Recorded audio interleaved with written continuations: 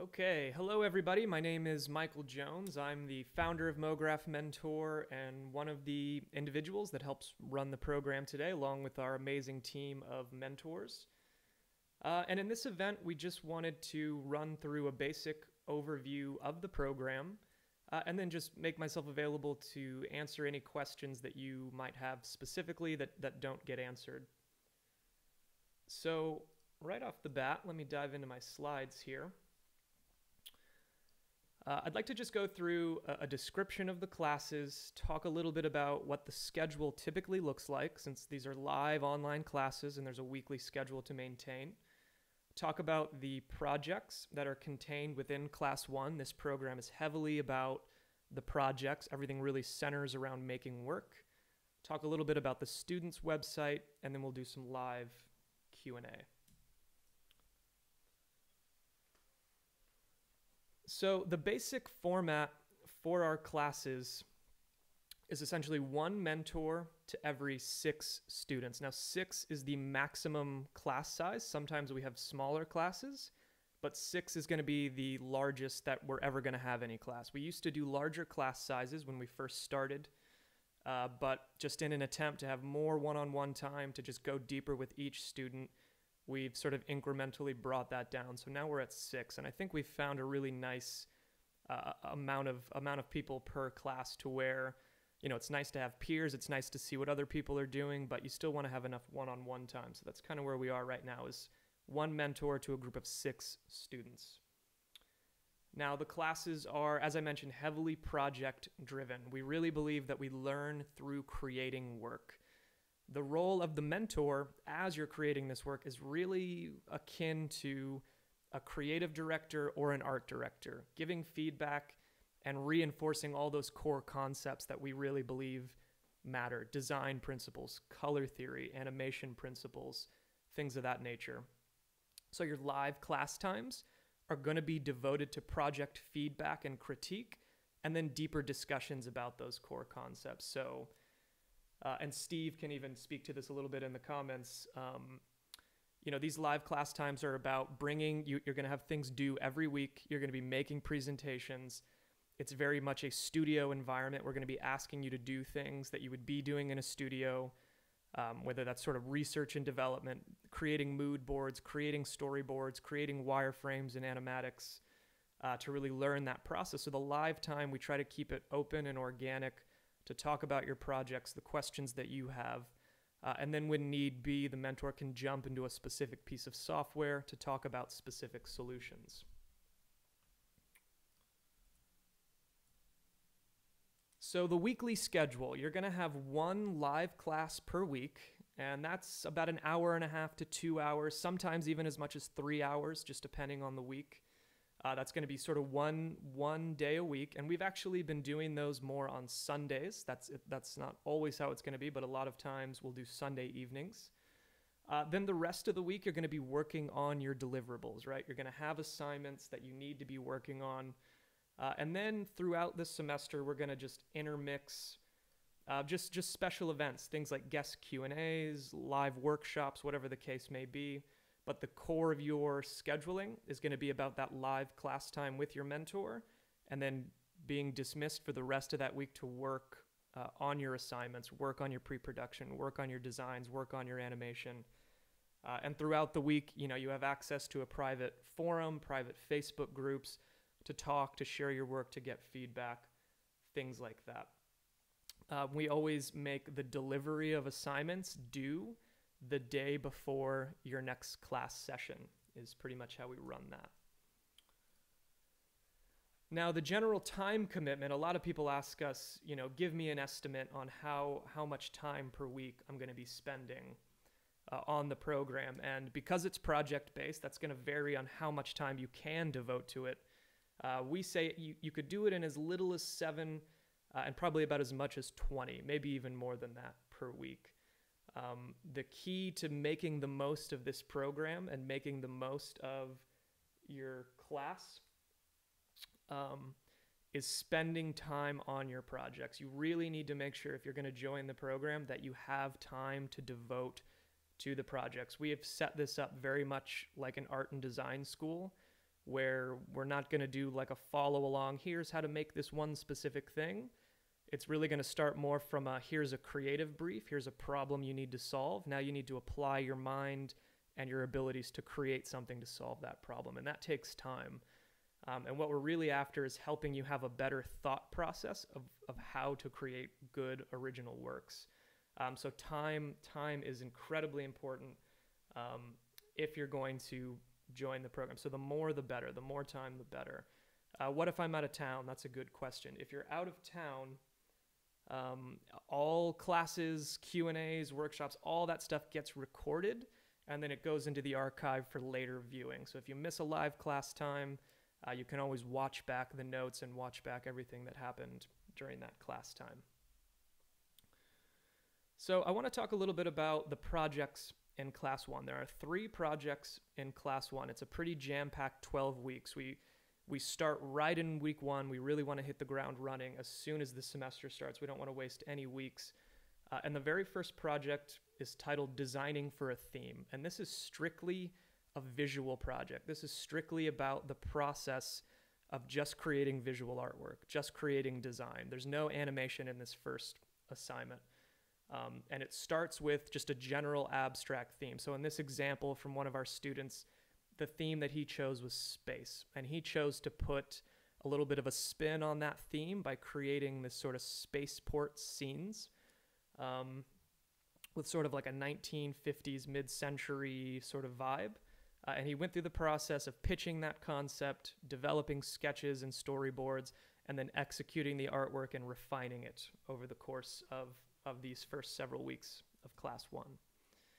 Now, the second project of Class 1 is strictly an animation project. So we really treat motion design, and you've maybe heard me say it before, as the combination of 3 distinct disciplines: design, animation, and filmmaking. So we start with design. It's first and foremost a visual medium. So we start with the visual, and then we focus for the 3 weeks in the middle of the first course on just animation principles, just spacing, just timing, getting all those little details right, just really geeking out for several weeks on just movement, just animation, just keyframes, just the graph editor. Now in this project, like every project we do in the program, it begins with pre-production. So you can see here some sketches, some basic storyboards plotting out the movement or the concept of the animation. And this is something we really reinforce in the program, is we don't ever just open After Effects and make something just for the heck of it. There's always going to be a process. There's always going to be pre-production. We want everything to be really thought through. So this is this second project, and it's essentially just based around a ball bounce. You need to have a ball character and create a little 5 to 8 second animation with that character. And it's a really fun assignment. It's just a really great opportunity to just focus heavily on animation principles and on spacing and timing, and really just focusing on that exclusively. So the last project in Class 1 is what we call the visual essay. And the idea here is to take the design things that you've learned and the animation principles and sort of put them together. Now this is that, it goes design, animation, then filmmaking. This is really that last piece, is sort of putting it together. And it takes the last 6 weeks of Class 1, and you are entirely in charge of the conceptual and visual direction of the piece. And it's just a 30 to 45 second short film, essentially, where you're going to tell us a story or give us a piece of information. And you can see from this example from a former student how he started with a very basic proposal all the way out here on the left. He went through thumbnail sketching, storyboarding, creating artwork, refining that, creating different versions, all the way through an animatic, all the way through final design, final animation, and even sound design as well, music and voiceover and sound effects and things of that nature. So this is, this is really the core process that motion designers repeat over and over and over throughout their career, right? Having a story, having a piece of information that they need to communicate. What does that look like? How do you go from abstract information into a final polished piece of media.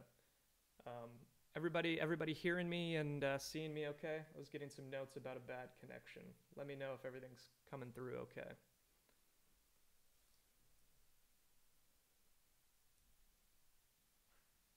Now, the next thing I'll talk about is we do have a private student site for our students. And this is actually screenshots of the first version of the website. We're already on version 2.0. So it looks a little bit nicer than this now, but the bones of it are the same, and relatively the information is the same. Now, an important note on the student site: once you join the program and complete it and go through the program, you have lifetime access to this resource. So it's just kind of, once you join the family, we'll never revoke your access from it as long as the program exists, hopefully a very long time. And it'll just be continually updated with new content and refined and made to look better. But you do get lifetime access once you join the program. Now, what is contained on this site, just to give you an idea, first of all is case studies, which is really sort of the combination of tutorials and workflow and project details. And these are just examples of different pieces of work. And the reason we call it case studies is because we never want to just post a tutorial on just how to do something technical. We always want to give that sort of surrounding information as to why it exists and what the thought process was, and things of that nature. Now, another note is that MoGraph Mentor students get access to the digitaltutors.com library. We purchase bulk licensing through a partnership with digitaltutors.com, which Digital Tutors, if you're not familiar with it, is an amazingly robust directory of technical tutorials on After Effects and Photoshop and Illustrator and Cinema 4D. You know, learning what every single button does in these pieces of software. Digital Tutors really does a good job of having a really robust library of content. So our students get access to the student site, but then if there's any question you could possibly have about a technical issue, having access to the digitaltutors.com library is just another great resource, just another opportunity for you to learn. So we're always excited about that. So question here: are the case studies student work or from other students or from the mentors' work? Not other students, other studios.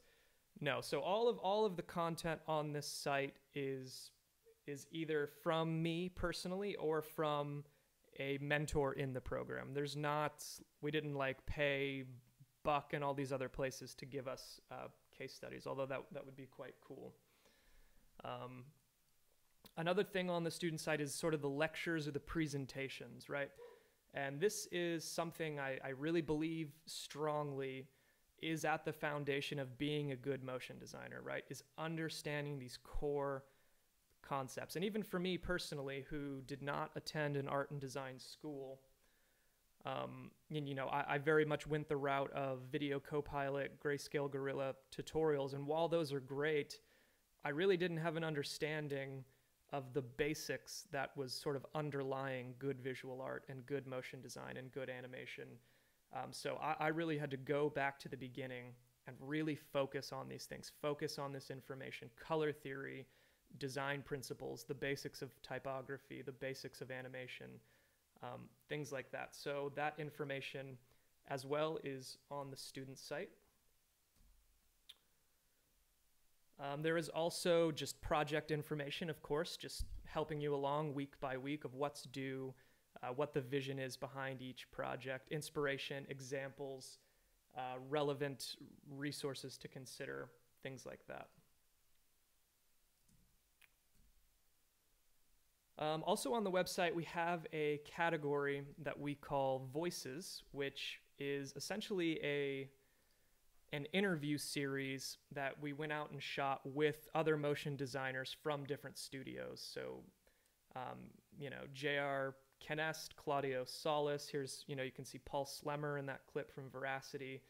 And these are just really simple, just asking them different things about how they view the industry, how they view their work, what was their path to getting their first job, things like that. So I really love that we can introduce these voices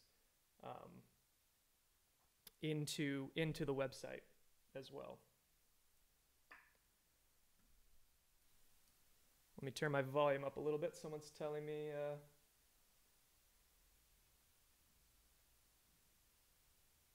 So let's see. How do you teach art direction? How do you learn the basics? How do you teach typography? Well, we focus on each of those things individually. You know, there are established concepts and principles around these ideas that we're just simply pointing you towards. You know, there's the tradition of the visual arts and the tradition of animation and the tradition of typography have some history. So there's already so many good resources we can pull from to focus on. So we really do draw on the history of these disciplines and looking at examples and trying to analyze examples to help reinforce those concepts. That's usually how we like to think about it. Okay, so before I open it up for questions, just a little bit about if you want to join the program, what would you need? In terms of software, you're going to need Cinema 4D. We provide student licensing for Cinema 4D, so if you don't have that already, don't worry about it. We give you a student license, but it's on you to have After Effects, Photoshop, and Illustrator. We do not have student licensing to hand out for those pieces of software. Adobe doesn't do that with us. So you'll need that. And in terms of the hardware, you're going to need a webcam with a microphone. And if you're just like working on an iMac, you have that automatically. Headphones, you're going to need headphones to try to avoid audio feedback when you're doing your live classes. And your computer doesn't have to be amazing, but it has to be workable. So at least 2 gigs of RAM as a baseline, which is, you know, most every computer nowadays will have at least 2 gigs of RAM as sort of a baseline. So that are the sort of hardware and software requirements. So I'd like to open it up for questions. That's sort of a basic run-through overview. If you have any questions, let's go ahead and get those in the comments now. So here's just a general question. What's the difference between broadcast design and motion design? I would say broadcast design is simply a subset of motion design. I think they're essentially the same, but broadcast design is just speaking specifically to creating materials for broadcast television, right? Designing show openers, lower thirds, show packages, essentially. Yeah, so somebody even says it here. Broadcast design is basically motion design for television. I think that's a pretty good answer. Yeah. Is there a certificate at the end of the course so I can show it to my employer so they can give me a fatty bonus? We will give you a certificate. In my personal view, certificates are essentially worthless. I mean, you either understand how to create great work, which is what's really going to get you paid in this line of work. That's what's really going to get you bonuses. But we do give a certificate. We are not accredited. We are not an accredited university. Going through that process costs hundreds of thousands of dollars, and we're just certainly not there. But this is fully about skills development. I really believe that if you can create great original visual art and animation, really good motion design, then you're going to do very well in this industry. So that's sort of my 2 cents on it. I'm sure, can you tell me when the courses begin? Not sure I can make the next group, but very interested in the one after that. Yeah, so go to the MoGraph Mentor website. On the classes page, each semester's dates are listed. We're starting our summer semester about mid-May. I believe it's May 18th. If you can't do the summer, then yeah, check the website. This fall, we'll start another one. So it's probably September, August or September. Yeah, how long are the courses? So each class is 12 weeks. Each course, and we have 3, is 12 weeks. So if you did class 1, class 2, and class 3, that would be 9 months. So the entire program is 9 months. There's breaks in between the semesters, but each class encompasses 12 weeks. Yeah, so if there's any more questions, and I appreciate everybody, coming to hang out for the live stream. We've been trying to do this more often to answer questions better. I know that we are, this is a new program and it's rapidly evolving and it's rapidly improving, and we're getting feedback from our students who have done it and trying to make improvements for each new class that comes in. So this question says, do you stay with the same class throughout the program? The answer to that is no. So you will have different instructors and different classmates each semester, and we really like to do that just because we want you to be exposed to a diversity of thought processes and a diversity of voices, right? We want you to network as much as possible. We want you to get to know as many of your peers as possible. So someone else says, do you stay with the same mentor throughout all 3 classes? No, you have a different mentor each time. We try to put you with a different mentor each time, which based on student feedback is really, really helpful, because you're working with these, world-class artists, who are working in different environments. Ryan Summers working at Imaginary Forces has different pressures on him and different challenges than maybe like a Handel Eugene working at Royale, who maybe does something slightly different. So, or even an Alex Maypar, who just did our class 3, who's a director at Buck sometimes, and is just a brilliant mind. So we really want you guys to, guys and girls, to just get to know these different individuals, and the more you can be exposed to different thought processes, I think the more it's going to benefit you in the long term. So how many students, minimum, maximum, are in each class? The max per class is 6. So there could be less than that. We had a class that had 3 in it, and then we had some classes that had 6. So it's very much a small group environment, so that you can have as much one-on-one time as we can possibly manage within each class. So let's see, is there a way to see past student work online? Sure, follow the Instagram account, follow the Twitter account, check out the Facebook page, and then the blog on the website. The student work is getting pushed through all these different social channels, so I would encourage you to check out those places. Do you help with placement after? Yeah, so we do have a job placement program. If you go through class 1, 2, and 3 and complete all the coursework, we will work with you individually to try to help you find the situation you're looking for. It's not a one-size-fits-all, because as we've already sort of come to see doing the program, people are after different things. Some people want a really big roster of freelance clients and they want to work for themselves, and some people want to go work in a studio. So depending on what a good job scenario is in your life, we try to work with you. So we've helped people get freelance work, we've helped people get full-time jobs in studios, but it really just depends. So if you do graduate the program, then we sort of go into a process of one-on-one of trying to get you connected to where you want to be. Is there a high demand for motion graphic artists? There is a very high demand for good motion graphics artists. This was very evident in my own personal experience, and then just talking to people at large, interviewing all these different studios around North America. The number one thing I heard is every studio's biggest challenge is finding good people, is finding good motion designers.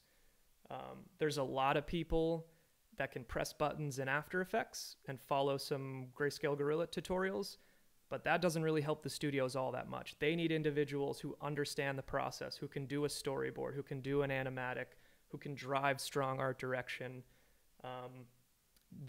If you can do those things, you will find great success, because the demand for digital content is huge right now.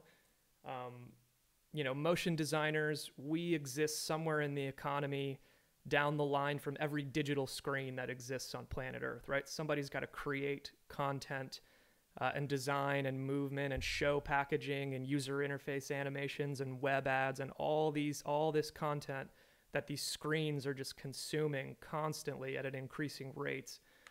So the opportunities, to me, in my mind, are so massive. If you can do more than press the buttons, that's the important thing to say. How many semesters has MoGraph Mentor completed to date? How long have you been around? So we have completed 5 semesters to date. We did 3 in 2014. No, excuse me. We've completed 4. We did 3 in 2014, and we just finished spring 2015. So 1, 2, 3, 4 semesters in the books. So yeah, we haven't been around long, year and a half. We're very new. This is we're now fully into year 2. So next question is, what can I do to prepare for the upcoming session? That's a great question. Yeah, I actually wrote a blog post on this on my personal blog, which is unfortunately down right now because I got hacked yesterday. But what you can do is first of all, is be creating work, right? Be making work, become more comfortable with the software. But then it's never too early to start looking at design principles. And I really believe the best way to become a good visual artist is to draw. You've got to get a sketchbook, you've got to get pencil and paper, and you've got to start getting your mind around mastering forms and mastering space. The biggest thing we see in the program is that the individuals who have a design background typically do the best. We have people who come from like an editing background, or they come from very much like me, like, oh, I've done tutorials, so I know how to move things around in After Effects, but they didn't know anything about design. They've got the most work to do when they get in, because it is first and foremost a visual medium. It's visual communication. So the best thing to do is have a sketchbook, get a grid sketchbook, draw all the time. I started out as a terrible draftsman. I could not draw. I could not create illustrations. And I was so afraid to even try that it just held me back for years. If that's your story too, start simple. Just even warm your hand up. Just draw a series of circles. Just draw lines. Just draw squares. Start with basic shapes even. If you do it consistently, I promise your mind is gonna grasp the concept, and your eye-hand coordination will improve quickly, and you'll begin to make good strides. So the best thing you can do is to think about design principles. And someone's asking, what's the best place to look at basic design principles? If you join the program and you pay your deposit, you immediately get access to the MoGraph Mentor site, where we have all of that information curated. But obviously, just all this information is available on the internet already, right? Just Google design principles. You're going to find 100,000 blogs that talk about design principles. Just Google drawing exercises, right? Get a sketchbook, draw basic things. Think about space, and think about form. So let's see, you mentioned your job placement helps you to set up freelancing. Does it also go a step further to help someone who wants to establish a motion graphics company, like starting a small firm? That's a good question. I think just Google it. Yeah. I mean, the internet is amazing. Use the internet as much as you can to get as much information into your brain as possible. Yeah. So the job placement program I'm not going to like file your business for you, but establishing a motion graphics company, there's only one thing that matters in establishing a motion graphics company, and that's having paying customers. So if you want to have your own studio or agency, the only thing you need is paying customers, right? You need clients. And that begins by being an independent freelancer and making client relationships. And that is something that the program will help you with. If you graduate the program and you want freelance work, we're going to help make connections with companies that need freelancers.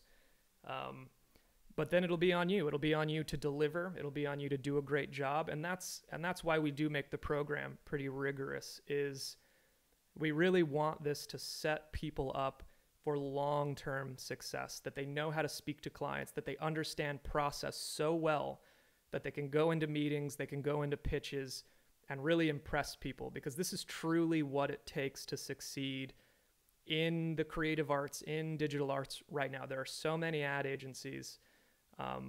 If you just barely know what you're doing, you're going to get your butt kicked. So you really have to have your ducks in a row especially if you're trying to establish a freelance career. So that's why the program really, really pushes things like process, things like clean presentations. You have to make a presentation to your mentor basically every week for 9 months. And that's very intentional because as a freelancer, you're going to be doing that constantly and everything has to look amazing. Let's see. So does the job placement come at the very end of class 3?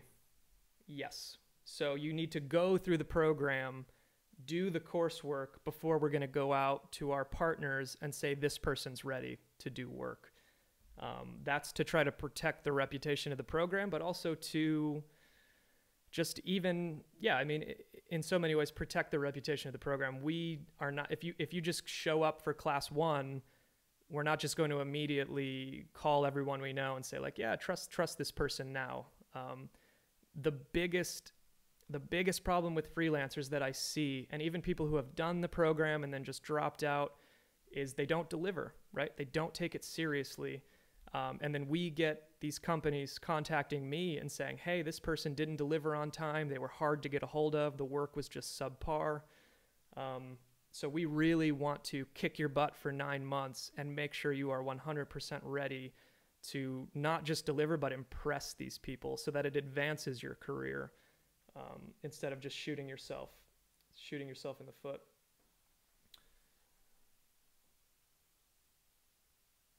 So let's see. I went to design school and have been working in the field for 5+ years. I'm wondering how much I can get out of this. Not saying that I know everything by any stretch. Is it geared toward introduction? Yeah, and Steve is in here, and Steve is a mentor, and he could maybe speak to that a little bit because he's been one of our super, super involved mentors. I don't really think it's that geared towards being super introductory level. The fact that it is project-based has really allowed people to, if they're very new to design, then that first design project, they're going to do very simple things. But if you have years of experience, it's going to be an opportunity to really push yourself forward and create a strong portfolio piece with the encouragement and instruction and mentorship of this individual. So I would say because of the caliber of individuals we have in the program, and I would say look at the mentor profiles. If your work is already as good as these people's work and your career is already as far along as these people's career, then maybe not, right? Maybe you should contact us to be a mentor. But if you can still look up to the Alex Maypars and the Hondels and the Colin Hesterleys and the Steve Savals, then you're going to get a lot out of that. You're going to get a lot out of their experiences. And they're very committed to working with people and meeting them where they are. Obviously I'm biased, but I think you would get quite a bit out of the program. So next question, do you keep pretty close relationships with the people as mentors after the program is over? And that's something else Steve can speak to. I think what's interesting about this program is just how intimate it becomes. We do live classes and we use this platform called Fuse where everybody can see each other's video feed. And even after just the first couple of live classes, you're going to spend 2 to 3 hours of FaceTime with these individuals and with this mentor. You actually become pretty close. You become a pretty tight-knit group. So do relationships endure after that? Absolutely. I mean, we've had people get into the program and make really strong relationships with the instructors or with their peers too, which help lead to new opportunities, new job opportunities, new freelance project opportunities, things like that. And we also stress to everybody who comes into the program is to be connected on social media. I think if you're a motion designer and you're really trying to make a career, be on Twitter. There's so many people on there talking about projects, talking about conferences, talking about work, looking for new people. Not everybody loves social media, and that's okay, but just use it. Use it as a tool. So staying connected, just like most connections now, you'll probably always be connected And here even Steve saying it's up to you a bit. I'm available at all times, any point. Yeah, I mean, the thing that has blown me away that I just never expected when I first started working on this curriculum were just how committed these mentors were going to be. I mean, I've been completely blown away by the level of commitment and how much these instructors care about each of these people, just on the human level, individually, to see them succeed. You know, when we've had people drop out and just give up and say, you know what, I don't really want to do this. You know, the mentors are really disappointed because they put a lot of time into this. And these are individuals who have jobs, they have families, they're working. It's not the easiest thing in the world for them to take 3 hours, you know, every Sunday evening to be away from even their downtime. So they're very, very committed. And if you come with good excitement and you're eager to learn and ask questions, you know, I think you're going to be pleasantly surprised at how committed these individuals are to your development.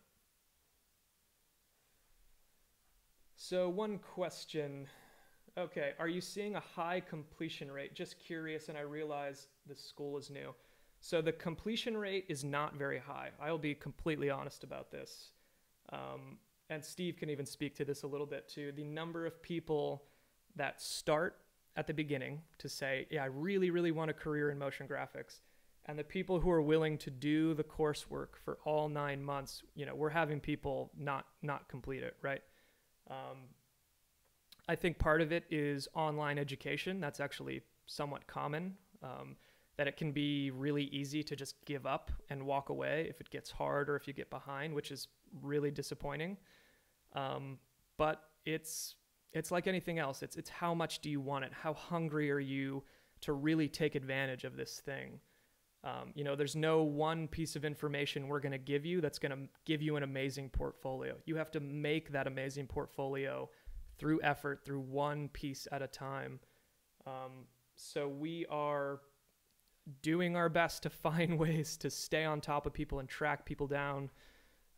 But, you know, we have a lot of international students, and sometimes a student will be around for a few weeks and then they'll just disappear, and we'll send them emails, and you know, we really don't know where they went. So I'll be completely honest about that. But for the people that do stay engaged, the growth that we've seen is amazing. I mean, it has exceeded my expectations of what I thought could be possible from this program in terms of people coming in. They're very green at design, or they're very new to illustration or animation. And by the time they get to the end of the program, making really, really good work, like incredibly good work. Like that's almost as good as anything I've ever made, and I've been doing it for a decade. So for the people who stick with it and put in the effort, it really comes down to being hungry for it. Yeah. So Steve says, I think it's easy to underestimate how much work it takes to become strong at anything. Yeah. Dedication. And that's, you know, that's why we've been going on this tear of really encouraging people, make sure you have the time, right? And that's why we also do sort of a two-tiered admissions process. So even after you fill out the application, we're going to do an admissions interview. And our goal with the admissions interview is just to make sure that people clearly understand what they're getting into. We don't want anyone to join and regret it, right? That's the last thing we want, is people to sign up and be like, oh, I hate this. This isn't what I thought. You know, it wasn't clear what this was going to be. That's the last thing that we want to do. So we try to take every step possible to say, this is going to be work. This is going to be project-based. You have to do the projects to get the most out of this, and that takes time. So making sure you have time to do it is a big part of it. And yeah, so those are good questions, though. Those are good questions. The program is a challenge. If you do the program, man, it's going to grow you in a huge way. It's going to grow you in a massive way. And then you're going to be one of those individuals that people are beating down your door, right? Because your portfolio looks great. You can talk to clients about process. Your work, you know, isn't just copied tutorials that there's 10,000 versions of on the internet. It's original, it's strong, it's well art directed, things of that nature. So So let's see. This question says, who is our customers? Is it ad agencies? I don't know what you mean. The customers of a motion designer?